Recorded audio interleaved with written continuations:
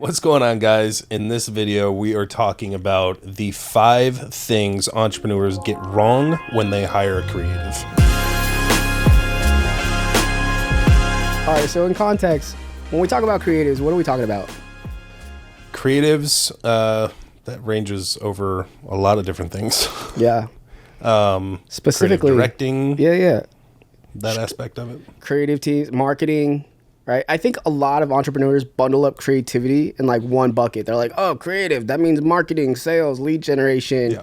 That means, like a typical company's marketing team would be like copywriter, designer, social media person, creative director, shooter, editor. Videographer, editor, right? Yep. I specifically want to talk about videography and editing. Yep. Because that's what a Shredditor is. By the way, if you don't know what a Shredditor is, it's not a new term, but this is probably the first time you heard it. So what is a Shredditor, Logan? A Shredditor is a shooter and an editor that can pump out same-day edits for their client. That's incredible. Now, why is that so important? Oh, my goodness. That's very important because it basically just amplifies the success. Mm-hmm. You can have success without a Shredditor. There's plenty of companies out there that don't have Shredditors and they are pumping out content. Yeah. But if they wanted to amplify that content 5-fold, they would need to get a Shredditor who understands where their brand is positioned and go from there and pump out a content strategy week to week. Yeah, I would even argue that the strategy for that brand is that they are the content. Yeah. The strategy is like they're the element that makes people want to follow them, that makes people love their brand. It's usually the founder or the executive team or the person that's behind the brand, because people buy from people. Yeah. They don't buy from brands. Brands are spending hundreds of millions of dollars in advertising, and that's different. That's a different marketing kind of strategy and tactic. But when we're talking about Shredditors, we're talking about organic marketing, visibility in the market. We're talking about shooters and editors that are literally in the room with you, filming you at all times when you're on calls, team calls, sales calls. Maybe you're doing a little speech to your team, and maybe you're in these elements, like just authentic, genuine moments that happens to be captured on camera that could be literally cut on the spot and posted on social media immediately. What that does is it disconnects the friction from, number one, speed and scalability. Yep. And number 2, brings massive genuineness and authority and authenticity to the entrepreneur. Yep. Right?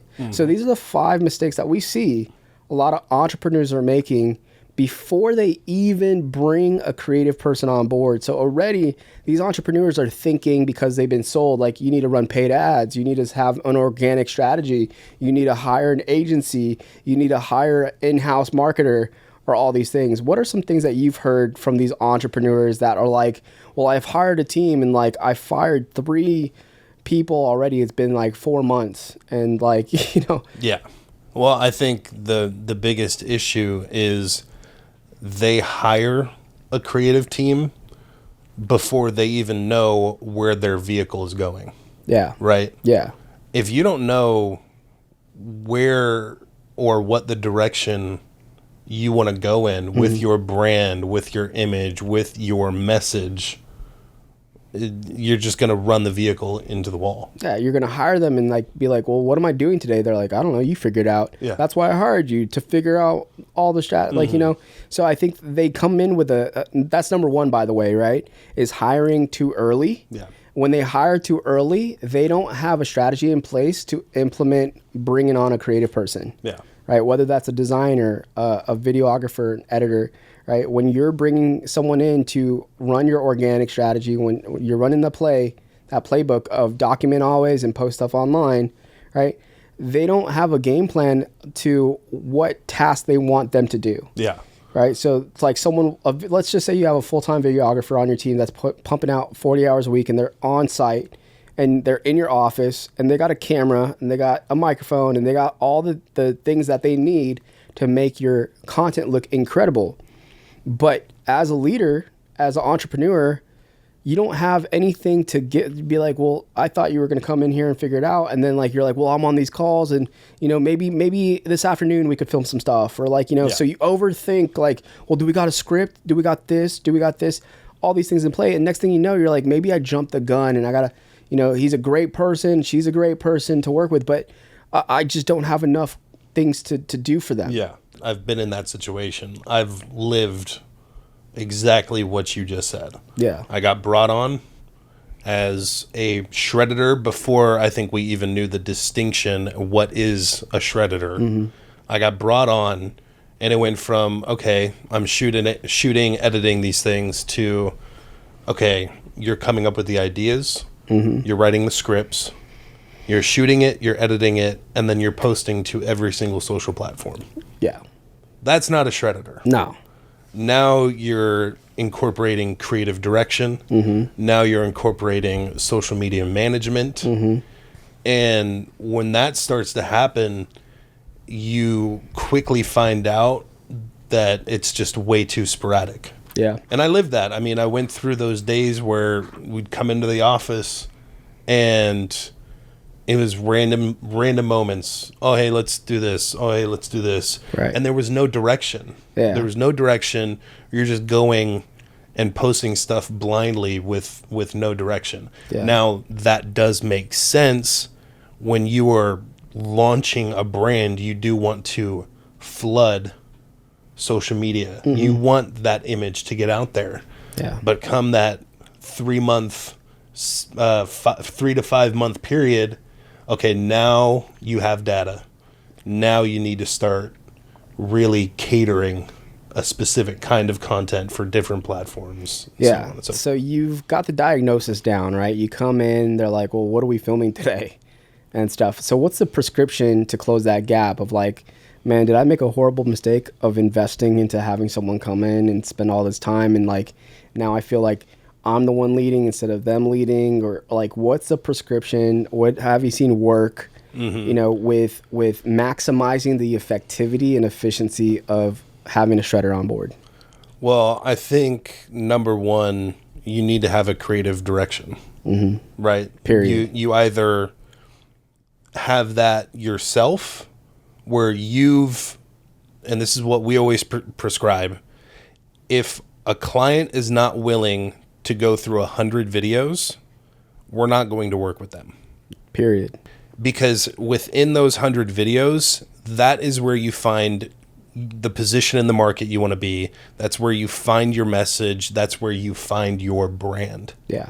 If they're not willing to commit to that, then it's dead in the water already before you've even begun. Yeah. That, and if you have the capital, you have to bring on a creative director to help you position your brand so that that vehicle is going in the right direction. That's and right. If it needs to make a detour, it needs to make a detour. Yeah. But if you don't have a creative director, or you don't have that yourself, that wherewithal to know that you need a detour, or know like, okay, this type of content isn't working, then you shouldn't have a Shredditor. Yeah, you waste of time. You're just throwing money away. Just throwing money away. So I think another thing too, if I don't have a creative director, if I don't have the wherewithal, right, what should you start with? And my go-to is like, start with a series.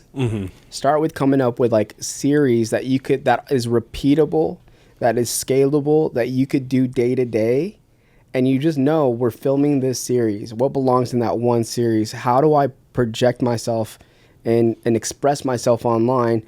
For instance, a series idea would be like sales calls. I have a series of sales calls and how I handle sales calls. So I'm just going to make a series of videos of me objective handling people's complaints about, you know, what their objective is about purchasing your product or service, right? And that could be a whole series. And there's lots of accounts out there that are literally just sales call like content, and I go through them all the time. I'm like, oh, that's great. I'm like, well, yeah, you see that from the guy Colin from Amalfi Jets. That's literally what his content is. That's literally it. He's on the phone with a client, problem solving, and I mean, I've gone down the rabbit hole. I've doom scrolled on that account because I think it's hilarious. It's so funny. And it's personable. Yeah. Right? Yeah, you get to see the persona. You get to see his perspective. You get to see the lens, and he runs a private jet company, which is already interesting enough. So if you have an interesting product or service, you want to capitalize on the content that is literally being made every single day. You just got to hit record. Yeah. Right? So that's very interesting. But now, here comes the big question. Yeah.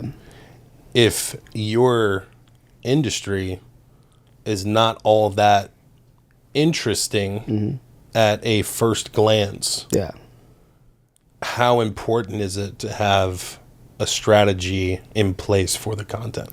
I think it is very important, especially when you're not in a interesting industry, that you need to have interested content. Like, are people like, why are you in this industry if it's not interesting to you? What do you find interesting about your industry? And that's a unique position in the market, because you could have all these competitors that are doing the same exact thing and they're talking about the same industry, but you have a unique perspective about your industry. What do you love about your industry? Capitalize on that, because you'll be interesting. Because if people start to understand how your mind works as a entrepreneur or someone that wakes up every day in this industry, what you love about the industry, talk about that, because if it's interesting to you, it's going to be interesting to someone else. Right? So if you're in a boring industry, it could literally be like, I don't know, dentistry or whatever it is. Yeah. You could still make interesting content because you're interested in your industry.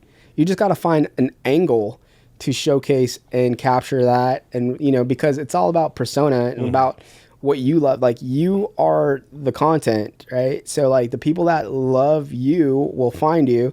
And if you're interested in something, well, why are you so interested? What about the industry is it interesting? Do you like the sales? Do you like the product development side? Do you like the customer side? Like, what about that industry? Like, find one angle and build a series around it. That would be like my recommendation for sure. 100%. Yeah. Let's go to number 2. So number 1 is hiring too early. Yeah. Right. Not understanding your game plan or strategy, or, what task to give someone before. And that's the biggest mistake, because you get, a lot of employees and you're like, oh, I'm firing everybody like every couple months, and that's not good. Number 2 is majoring in the minors. Majoring in the minors. Can you unpack what majoring in the minors means? What does that mean? It means that your major focus is on the most minor things when it comes to your content. Give me an example. Oh my goodness. I need an example. I need some context. The thumbnail. I don't like the text. I think it needs to be a different font. I don't like the colors. I think it should be a different color. I don't like the picture of me. My smile looks weird. The caption, I don't think it's saying the right things. The in-video captions are going too fast, or it's all the minor things. All the minor details that stops you from publishing. And that is, I think, probably one of the biggest bottlenecks. I know it's been a bottleneck for me in the past. Yeah. Oh my goodness. As a creative, you're naturally inclined to perfection. Yeah. Right? It's just you're like the worst perfection critic. complex. Yeah. When I did a podcast myself, I couldn't stand my voice. Yeah. I can't today. I can't stand your voice. Okay. Yeah. Okay. Well, it's those minor things that lead to you never posting and never launching whatever it is you're trying to launch. Yeah. Stop majoring in the minors and start majoring on the majors. Yeah. Which really is consistency and where you're headed.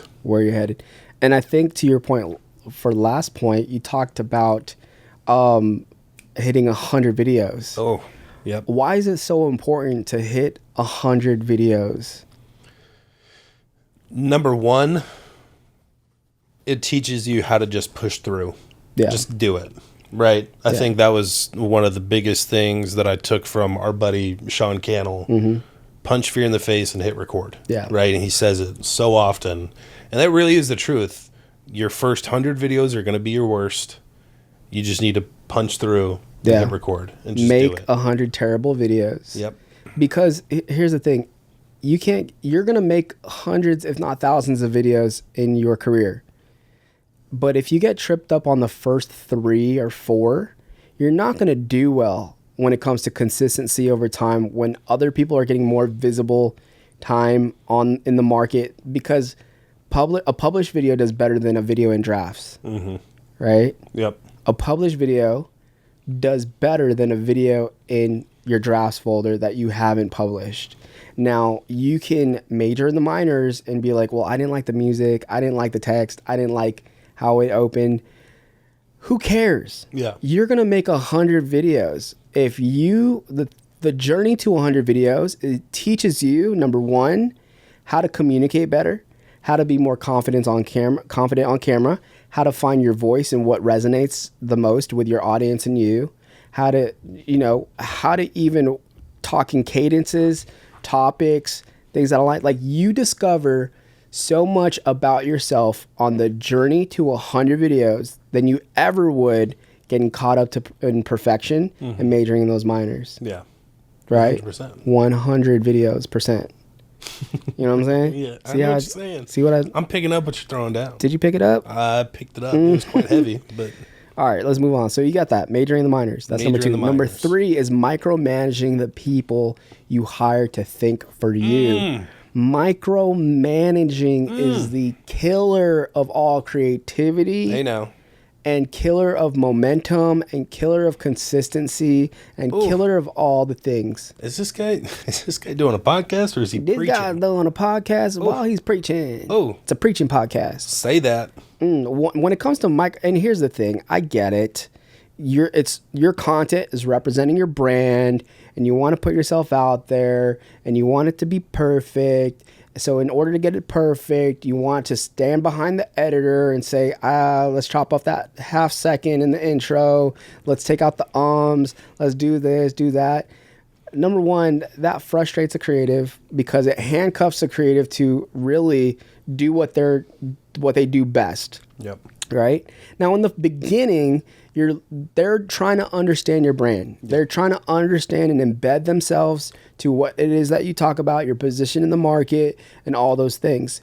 But if you continue micromanaging them, especially in the beginning, it's going to be really challenging when they don't want to wake up and show up to work the next day. Yep. Because they're like, is this how it's going to be? Here's the thing at the end of the day. If you continue to micromanage, why not just do it yourself? 100 million %. If you are hiring someone for their expertise, trust their expertise. Absolutely. We've run into that so many times with so many clients over the years of, I didn't like this because of this, or I don't think that song, but guys, we do this because we've been doing it. Yeah. We put our reps in. Yeah. Like, and the thing is, like, you didn't sign up to do this. You signed up to be an entrepreneur. You signed up to run the business. You signed up to get sales, get leads. You didn't sign up to be a creative director or a chief marketing officer or think you know more than someone that's put their reps in and all those things. Now, stylistically, that's a preference and a choice, but here's the reality. Publish is better than a video in drafts. Yep. And the thing is, if you create a micromanagement culture, no one's going to want to work with you, and you end up on a lonely island having to learn how to do it yourself. Yeah. And now you're the marketing guy. You're the marketing girl. You're the marketing person in your business, and you didn't sign up to do that. You end up becoming your own bottleneck. Yeah. So, like, literally, you've hired someone to do the job that you end up wanting to have full control over, instead of allowing them the freedom to create and to have an environment that feels like they could receive feedback, they could get critiqued, but also that there's a finish line and there's a goal of saying, oh, they allow me to be creative. I love being here because, and how often do we hear that from creatives of like, I love being here because they give me so much creative freedom. Hardly ever. Yeah. Hardly ever. And this is why you're failing. This is the mistake that entrepreneurs are making. Well, we say that. Yeah.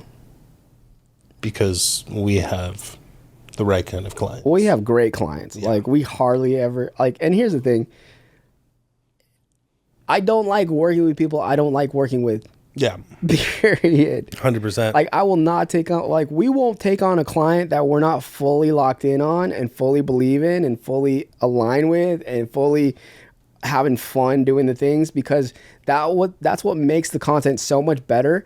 And it shows in the work, it shows in the outputs, it shows in the deliverables, it shows online that if you're having fun and if we're still crushing, like, we're professionals at what we do, even though we don't look like it. But professionally, it's like, man, whenever there is synergy and there's chemistry and there's a culture of, you know, just honesty, brutal honesty. Hey, this is my very personal opinion about this content, and this is why I think we should go this direction.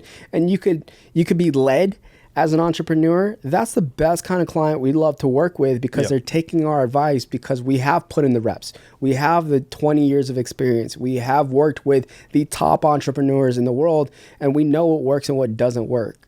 So it's like, the reason why you hire us is because you're not trying to be a micromanager. You're like, dude, I just trust you. And whatever you think and create, like, I'm entrusting you with my brand. And that's a big trust, by the way. Huge trust for an entrepreneur to be like, I'm handing you my brand, make me look good and make me a lot of money. Right? Yeah. So that's one. Micromanager, check that off the list, all right? Take it off your list. Stop micromanaging. So how do you, what's the remedy of micromanaging? A remedy of micromanaging. Yeah. How do I stop? If I'm an entrepreneur, I'm like, dude, I can't help but to micromanage. Right? One of them for me is, number one, trust, let them make mistakes. Yeah. Let them fail. Right? If they're failing in the first 20 videos, 50 videos, that's actually good. Mm-hmm. Right? You're not going to get it perfect. Your first 100 videos are your worst videos. But if you have synergy, if you have like chemistry, you like, there's transparency, there's communication, it's gonna get better. Yeah. It's gonna get better. So set the expectation of, hey, we're gonna fail as fast as possible, as quickly as possible. We're gonna learn from those lessons. We're gonna get up and try it again, because we gotta get to 100 videos. Yeah. We can't stop at 5. We can't stop at 10. We can't stop trying to reiterate multiple versions and make 20 versions of this one thing. We don't even know what the audience is, how the audience is gonna respond, because you have no idea. What you thought was gonna work online ends up not working out. You're like, dude, I spent so much time on this and I got 12 likes. And then there's one video that we just shot off the cuff, super random one day, where we just picked up a camera and shot for 5 seconds and posted it up. That's doing hundreds of thousands of views versus the one that I've just been harping on, like, be like, we got to get it right. Yeah. We've seen that happen over and over and over again. It's the most annoying thing ever. It's the most frustrating thing. So that's number 3, micromanaging. Cut it out. Stop it. Stop it. Stop what you're doing right now. Just stop. All right, number 4. Number 4. We're getting into this. Okay. Setting expectation of market-breaking results on a market-entering timeline. Everybody wants to be a Mr. Beast. Everybody wants to be a Joe Rogan. Everybody wants to be, you know, the next influential thing. They're like, dude, I put out 5 videos, man. How come I'm not going viral?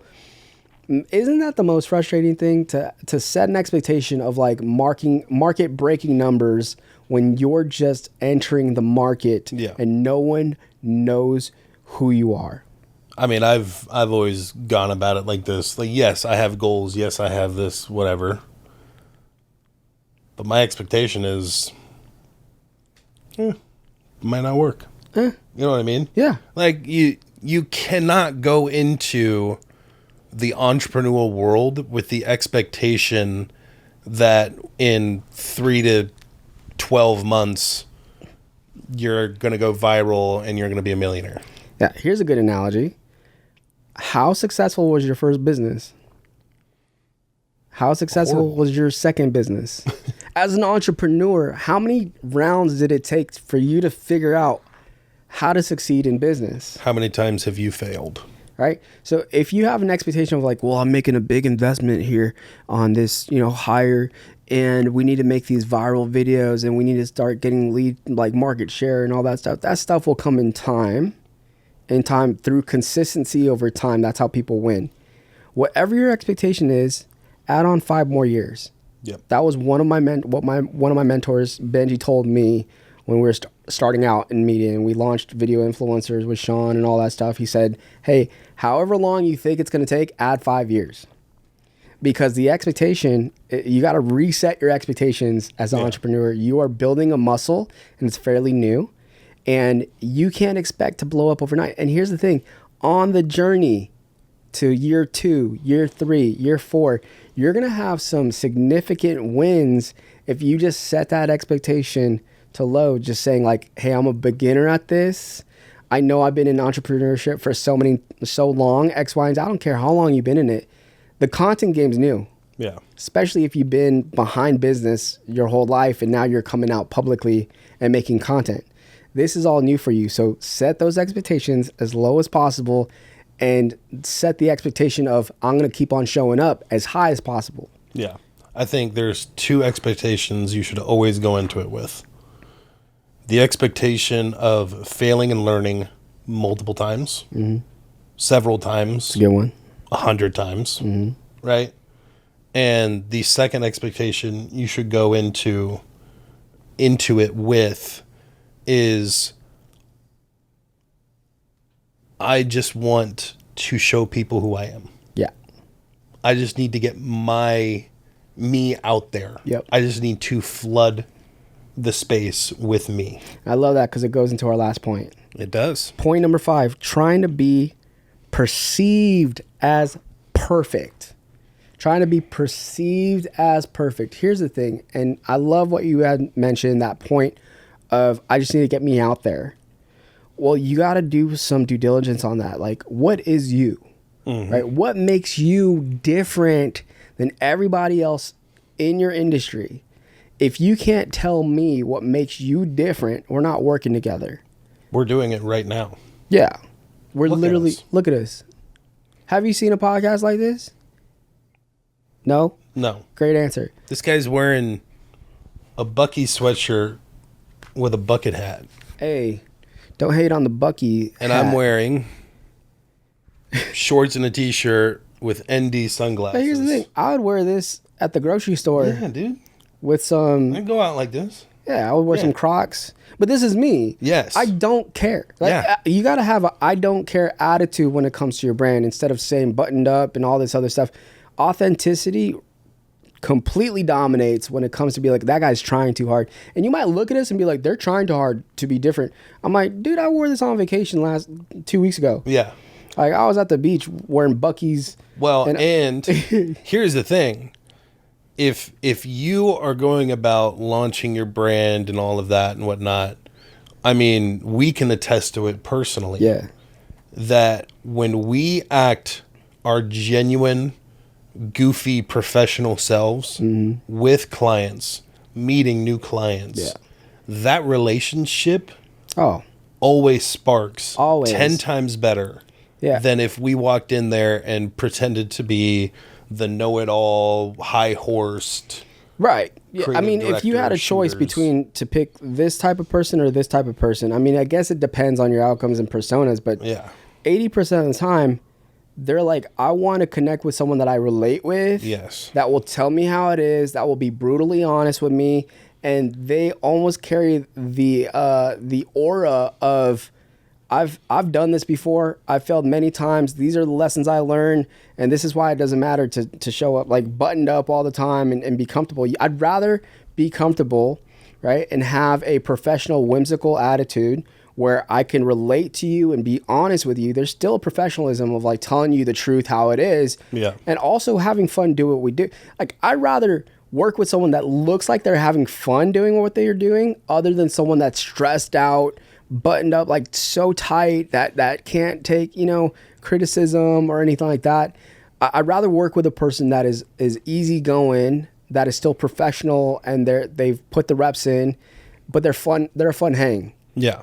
And they're good to work with. And that's why our clients love working with us, because number one, we're brutally honest when it comes to, hey, this is my honest opinion about how this is going. Yeah. And number two, they know that we have a sense of humor that's almost like, not that we can't be taken serious, but there is an element to the thing that we do because it is a high stress environment where you're like, you need someone that will lighten that up and that will actually, like just have fun doing it, because it is stressful to be on camera. It is stressful to run marketing ads and run organic strategies. It's such a stressful environment. I'd rather work with someone that is professional, knows what they're doing, but also has a good time doing it. And that's why and here's the thing, not everybody's designed to work with us. Yeah. You know what I mean? Like, we literally send a lot of clients out to a lot of our colleagues across the nation, and that's fine. They love working with them.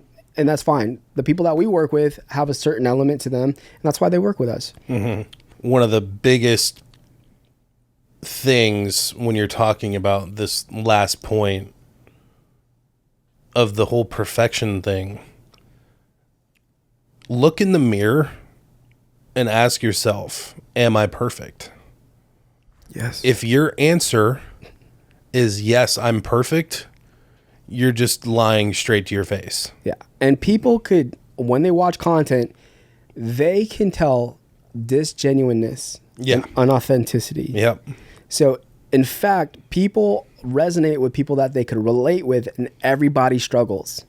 But if we see a successful person talking about their struggles, their challenges, and how they overcame that, that resonates and encourages and motivates others to be like, man, if they could do it, I could do it too. Mm-hmm. If they're not perfect, I don't have to be perfect. And in fact, the algorithm rewards imperfection. Yep.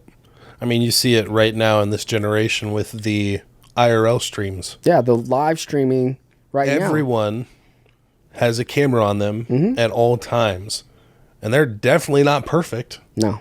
They're definitely going through issues. Well, that's the live stream. Absolutely love that genuine content. Especially in the world of AI and perfectionism. Yes. Like, I have got to say that leaning on human error, humanity, how you are in person, live stream, uncut, unedited, performs the best because people want to connect with that and be like, oh, they're human, like I'm human. They make mistakes. They stumble on words. They say, all the things. And that actually, funny enough, does better in performance than you would ever do with using AI or trying to be a perfect person. Yeah.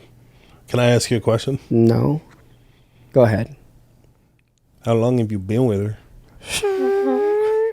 And with that, we're going to close this episode. Thanks for tuning in to Branding Beyond Business. Also follow Shredditor Collective online, because we are helping you find your Shredditor, connect with the best, and make more content. All right? So go ahead, follow, like, subscribe, do us a favor, leave a comment, because it helps the algorithm. If you want to see more videos like this, it will help us tremendously.